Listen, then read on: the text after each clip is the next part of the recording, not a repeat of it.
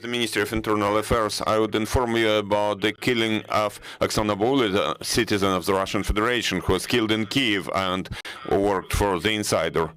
Yesterday evening, near Retrouville, a retail center, there was a mortar shelling by Russian invaders, and as a result of that shelling, a citizen of the Russian Federation was died, Oksana Boulina.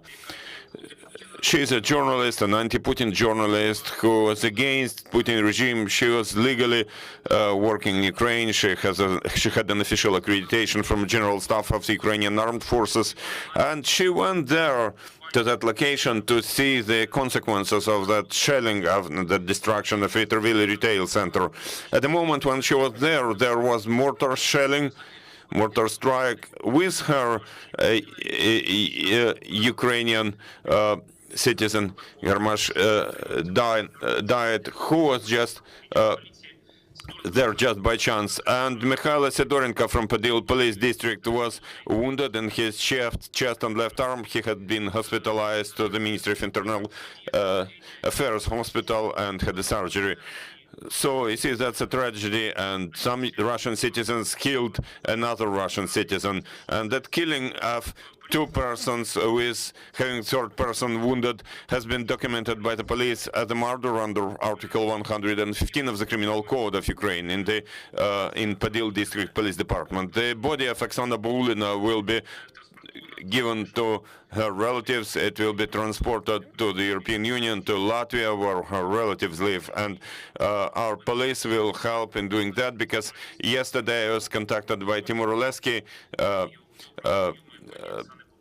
because he got information about his good friend Oksana Boulina who died. That's information I have. If you have any questions, please ask those. Please speak into the microphone. I am Zbigniew Parafinovich from Dziennik Gazeta Prawna, Poland. Could you please tell us, why do Russian troops shell that retail center Retrouville systematically? I can tell you that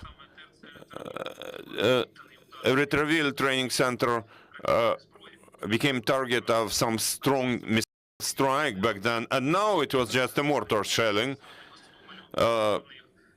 Seems to be from Hostomel direction, from Mashun direction. They're just bastards, invaders. They just kill peaceful civilians. They sometimes they just shell, they just conduct artillery shelling against Kyiv without any logic. For example, there was a Grad multiple launch system strike against Svetoshin district, and there were residential blocks hit, private buildings hit, and there was no logic in that. I just cannot explain it, even cannot explain it. They are just bastards, invaders, fascists, that's it. Any more questions? You're welcome. It's interesting that you said that she was killed by a mortar shell, because a mortar doesn't have a range of, it has a very short range. Are you sure it was a mortar, not artillery, which has much longer range? Because if it was really a mortar, that would mean that they were extremely close. But it was Igla. We've heard today that it was the mortar of 120 millimeters shells at quite a long distance. You can check it.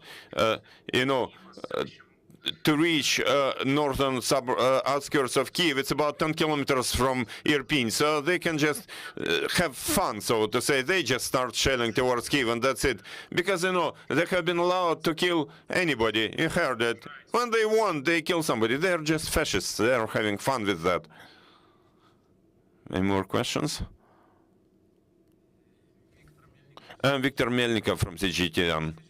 Could you please tell us, how would you comment some statements that in that Retrouville retail center there was some ammo, and there was that video from TikTok whereby there was some tank passing that Retrouville retail center?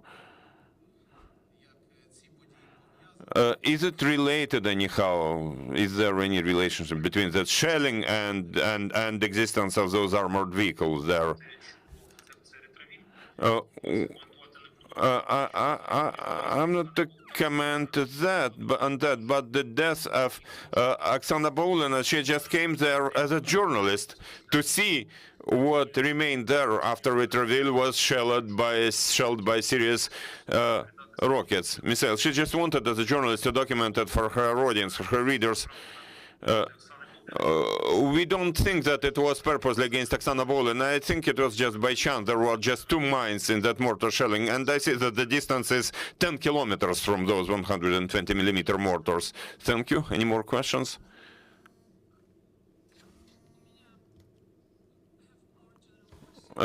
It's been a month since Russia started full-scale war. How would you summarize for people from abroad what is the military front situation right now after months of this war?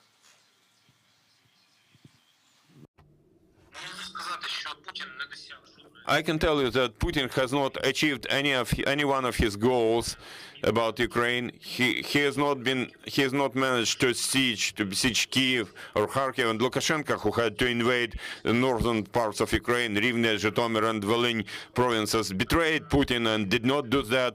Until now, he has not had any serious victory. They cannot even get Mariupol in 3 weeks, even though Mariupol has been completely sieged, surrounded, and our heroes have been fighting there like 300 Sparta warriors. Spartans. Thank you. Yeah, you're welcome. So the situation on the front line is stable. Ukrainian armed forces resist.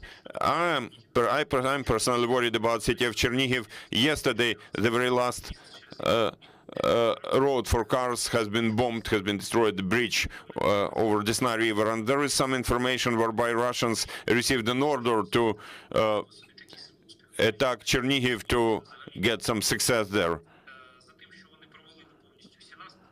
They have failed with all their attacks, with all their offensive actions. You see that Russian army is not strong. We are on our land, and we are fighting them, and we will continue fighting them and destroying them. Thank you. One more question.